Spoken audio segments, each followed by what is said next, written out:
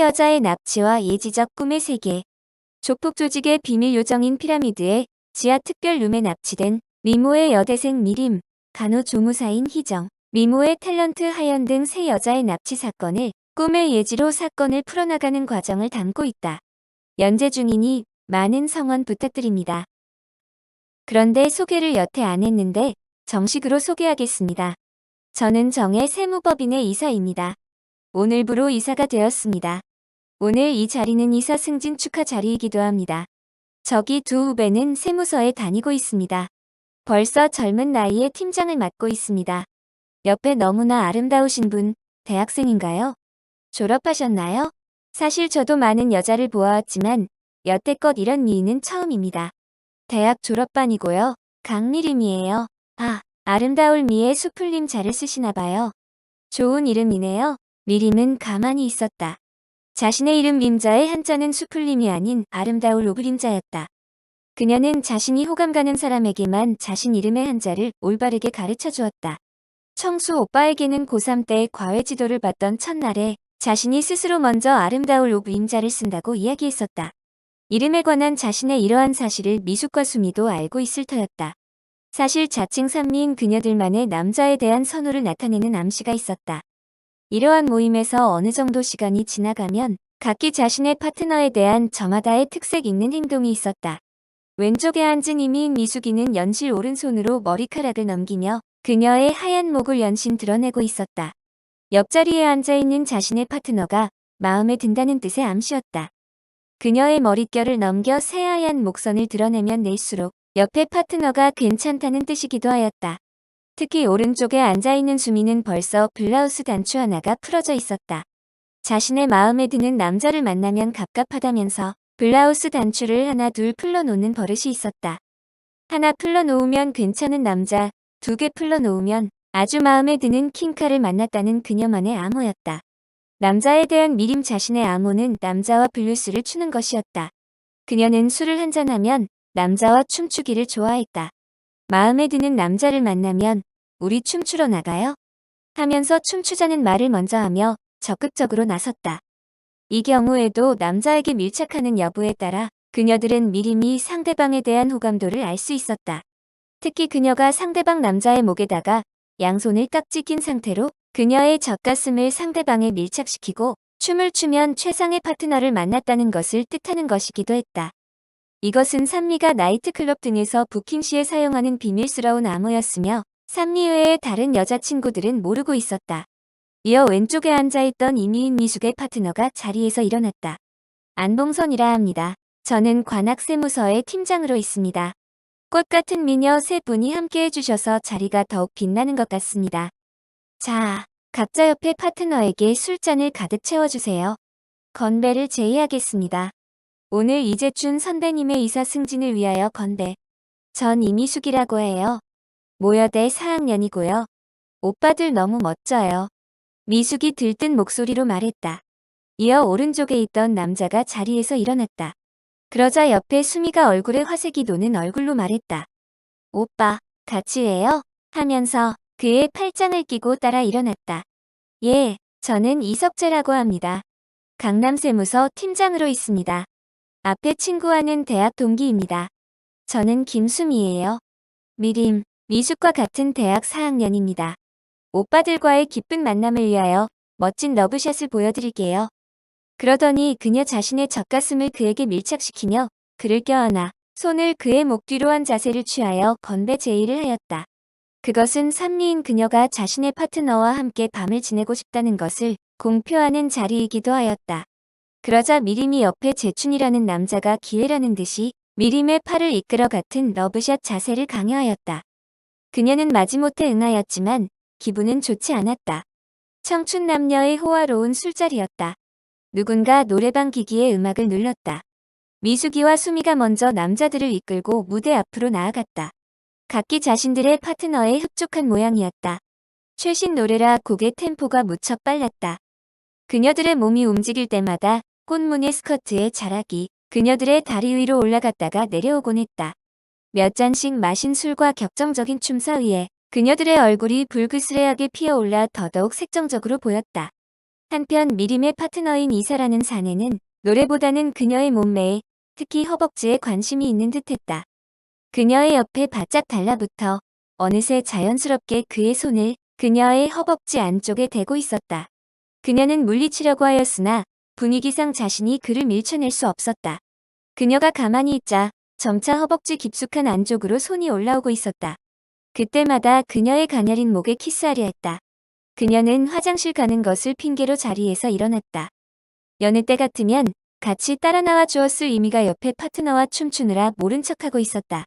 나쁜 계집 애들, 혼자 가는 것을 걱정했던 것과 달리 화장실은 늦은 밤인데도 많은 사람들이 들락날락하고 있었다. 그녀는 핸드폰에 시계를 보았다. 벌써 밤 10시를 넘어서고 있었다. 하지만 나이트클럽은 이제 막 본격적으로 손님이 몰려드는 시간이었다. 핸드폰에는 몇 달 전에 선을 본 남자로부터의 전화가 몇 차례 와 있었다. 결혼을 전제로 한 만남이었다고 하더라도 한두 번 만났다고 벌써 그녀에게 간섭을 하려 드는 것이 그녀는 싫었다. 아니, 한 발 더 나아가 간섭이 아닌 지배하려고 했다. 청수 오빠가 다정다감한 사람이었다면 그는 차갑고 냉정하면서 이지적인 사람이었다. 아버지는 그의 사람됨이 아닌 그의 집안과 그의 직업을 보고 그녀에게 시집갈 것을 강요하고 있었다. 이제 검사로 임용될 것이며 그의 아버지가 대기업의 이사이니 아버지 회사가 그 회사에 납품하는 데 있어 도움이 될 것이라는 이야기를 어머니에게 전해 들었다. 미숙과 수미에게도 이야기하지 않았지만 저녁 때부터 온 전화를 내내 받지 않았더니 그에게서 문자 메시지가 와 있었다. 일요일인 내일 혼수를 같이 보러 가자고 아침에 집에 들르겠다고 하는 내용이었다. 이것은 그녀에게 조신하게 행동하라는 무언의 압력이기도 하였다. 오늘 늦게라도 집에 들어가지 않는다면 그가 내일 아침에 자신이 집에 없다는 것을 안다면 그와의 결혼은 무산될지도 몰랐다. 그녀는 부모의 기대를 저버리면서까지 일을 버리고 싶지는 않았다. 아울러 어머니에게서도 문자 메시지가 와 있었다. 요즘 좋지 않은 꿈만 자꾸 꾸는데 일찍 들어오너라. 그녀는 이미와 함께 나이트에 와 있는데 조금 더 있다가 들어가겠다고 문자 메시지를 보냈다. 어머니도 수미 미숙과 함께 있다고 하면 조금 안심을 하실 것이었다. 벌써 술을 꽤 많이 마셨다. 이제 술을 그만하고 정신을 차려 운전을 해서 집으로 가야 한다. 하지만 옆자리에 앉아있는 그가 쉽게 떨어지지 않을 것 같았다. 미림은 먼저 옆자리에 있는 남자를 안심시켜 기회를 봐서 빠져나가려고 마음을 먹었다. 미림이 화장실에서 옷매무실을 고치고 나와 다시 국화룸으로 가려는 순간 등 뒤에 무언가 차가움이 언뜻 느껴졌다.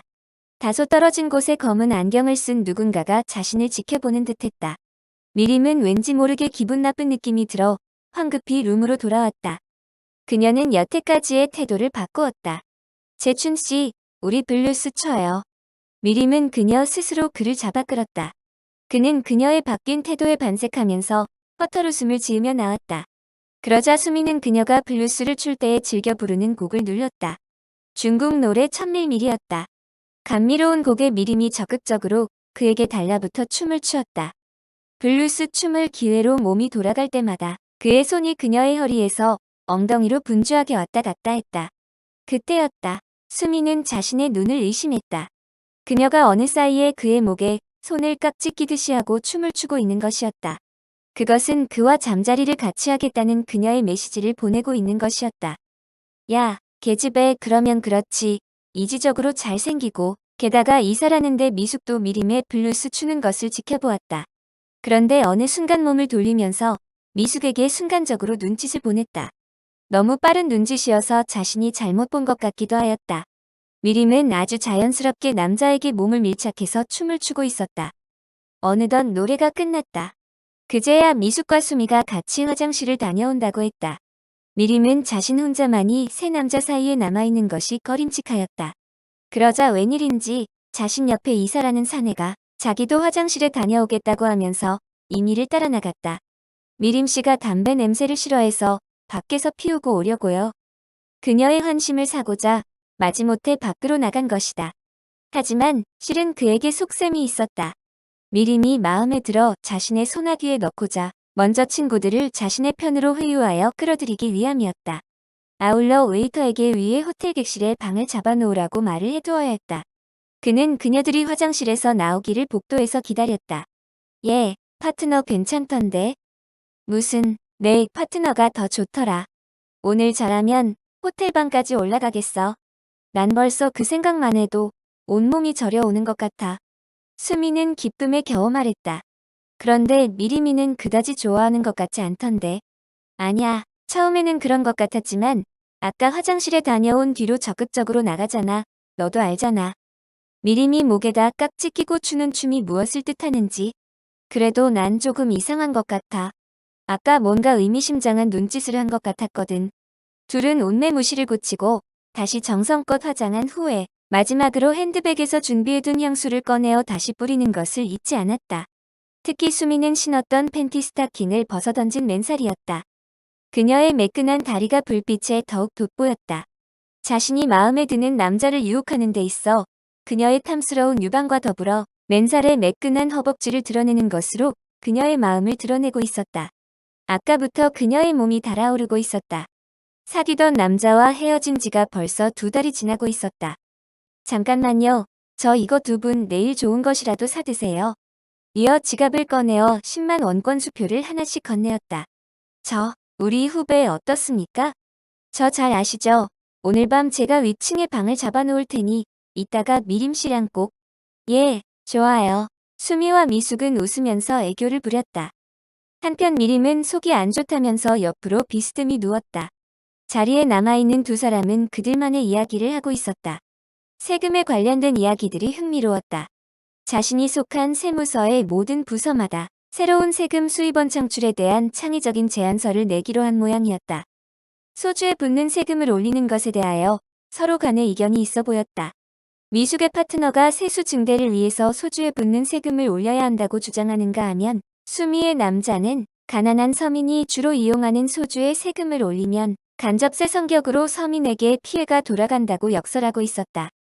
그러면서 그렇게 가난한 서민들이 마시는 술에 붙이는 세금을 올리기보다는 차라리 다른 각도의 세원을 마련하는 것이 나을 것이라 하였다. 내가 국회의원이라면 차라리 옛날의 군포세를 부활시키는 법안을 제출하겠어. 생각을 좀 해봐라. 신의 아들이라는 소리가 왜 나오나? 우리나라 국회의원 중에 군대에 갔다 온 사람이 몇 %가 되고 그들의 자녀가 얼마나 군대에 갔다 왔는지를 조사해 보아야 해. 그뿐이냐? 건강에 이상이 있어 군 면제를 받았다면 지금쯤 병원에 많이 입원해 있어야 하고 몸이 안 좋으니 장가도 가지 못해야 하는데 지금 다들 뭐하고 있는지 알아? 아니, 정신 이상으로 면제를 받았다면 정신병원에 입원해 있어야 하는 것 아니겠어? 내 생각에는 군 면제를 시켜주는 것만도 커다란 혜택을 받는 것이야.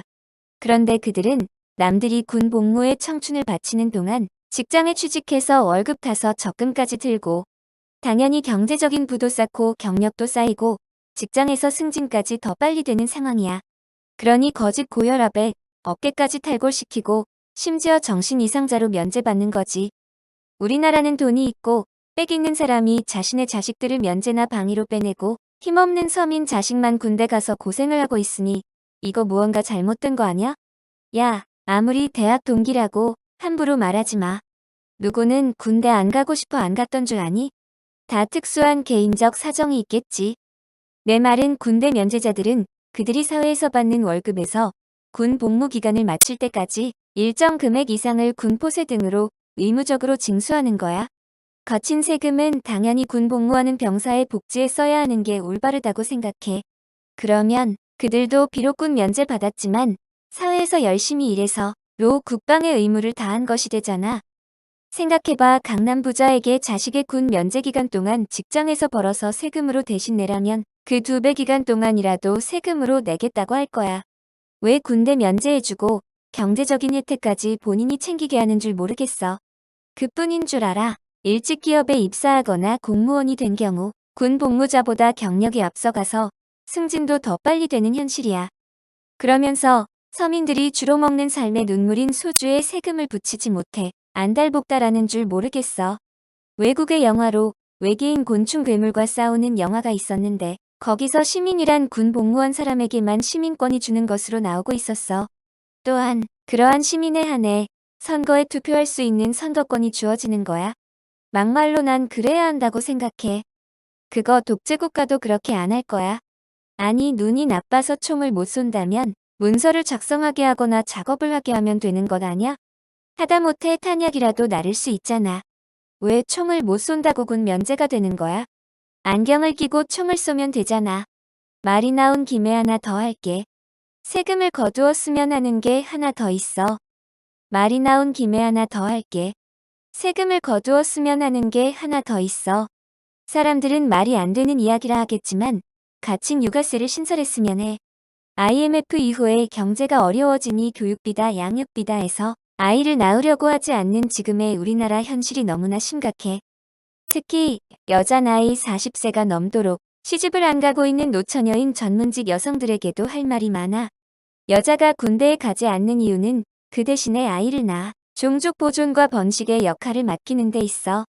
야, 마음에 드는 남성을 만나지 못해 시집을 못 가는 거지. 그것은 핑계일 뿐이야. 대부분 배웠다고 하는 여자들이 대학물 먹었다고 눈만 높아져서 남자가 떠받들어 주기를 바라고 있어. 그녀들 마음속에는 남녀 평등이니 여성상위 시대니 하는 생각이 꽉 차 있어. 거기다가 공무원 노처녀인 경우에는 남자들하고 받는 월급도 같지. 노처녀라고 하면 주변의 남자들이 그녀들에게 잘 보이려고 식사 같이 하자고 하지, 술도 같이 하자고 달려들고 있어. 그중에 마음에 드는 적당한 남자와 애인처럼 지내면 되지. 굳이 결혼해서 남편이나 시댁에 구속받거나 신경 쓰면서 살아가지 않아도 되니 얼마나 좋아. 거기다가 힘들게 아기 낳는 일 없지. 경제적으로 여유 있으니 이따금 자동차 운전해서 여행을 떠나 만나게 되는 여러 남자 중에 마음에 드는 남자와 하룻밤 보내고 오면 되니 말이야. 이렇게 나이 들도록 시집도 안 가고 혼자 살면서 경제적으로 여유가 있는 전문직 여성들의 하나여 일정에게 세금을 떼어내서 미혼모나 다자녀 가정에 복지 혜택이나 지원을 해주면 되잖아. 그녀들은 남자들과 월급은 똑같이 받지만 자식 키우느라 돈 들어가는 것도 아니고 크게 쓰는 것 없잖아. 주로 자기 개발에 돈 쓰고 옷 사고 화장품을 사는데 돈을 쓰는 여자들한테 세금으로 10% 떼어낸다고 해서 크게 잘못된 것 없다고 생각해. 나중에 여자들이 늙어서 경제적으로 어려움에 빠지면 국가가 그동안 낸 세금으로 복지 혜택을 주면 될 것이고, 하기는 점차로 노처녀가 늘어나는 것뿐만 아니라 심지어 일반 가정의 여자들도 자기 몸매 나빠진다고 자식을 낳지 않으려 하는 것도 문제야. 막말로 이런 여자들에게는 가까운 군부대에 보내서 밥을 짓게 하거나 설거지를 하게 해야 하는 거 아냐? 아니면 육아세를 물려서 그 예산으로 경제적으로 어려운 다자녀 가정에 복지 지원을 해주는 거야. 물론 국가도 책임이 있어. IMF 이후로 경제적으로 어려운 가정에서는 교육비다 뭐다 해서 아이를 키우는 데 있어 막대한 돈이 들어가다 보니 점차 자식을 낳지 않으려고 하는 추세야. 어려운 경제 형편으로 아내도 직장에 다니는 가정이 많아졌어. 그런데 회사에서 여직원이 임신하면 싫어해서 실직당할 것을 염려하여 점차 자식을 낳지 않으려고도 하니 이대로 가다가는 큰일이야. 게다가 요즘에는 경제적으로 넉넉한 가정도 굳이 자식을 많이 낳으려 하지 않아. 그저 아이 하나만 낳고 그만이야. 부부들 자기끼리 인생을 즐기다 가면 된다는 것이지. 그저 형제 없이 홀로 살아가는 자식만 불쌍한 것이지. 이런 가정에도 육아세를 물려야 하는 것 아냐? 진정한 국력은 인구수에서 나와. 우리가 일본에 뒤지는 근본적인 이유가 인구수에서 밀리는 것도 문제야. 대략 남한의 4,700만과 북한의 2,300만을 합쳐도 7천만밖에 안 되고 있어. 그런데 일본의 인구가 얼마인지 알아? 무려 1억 2천이 넘어. 좁은 국토가 문제라고 하지만 이제 남북이 통일되면 북한에 가서 살아도 되고 우리나라 국력이 커지면 만주 벌판에 가서 살아도 되는 것 아냐? 그때 이미에 이어 다시 이사라고 하는 그가 들어왔다. 그가 다시 술잔을 가득 따라 주었다. 어느새 그의 손이 자신의 허리를 껴안아 당기면서 자신의 목덜미에 키스를 하려 했다. 다음 제11회로 이어집니다. 유튜브 활동을 하고 있습니다. 홍순례 박사 꿈의 몽 사이트 및 유튜브에서 검색하시기 바랍니다. 많은 구독 신청 및 성원 바랍니다.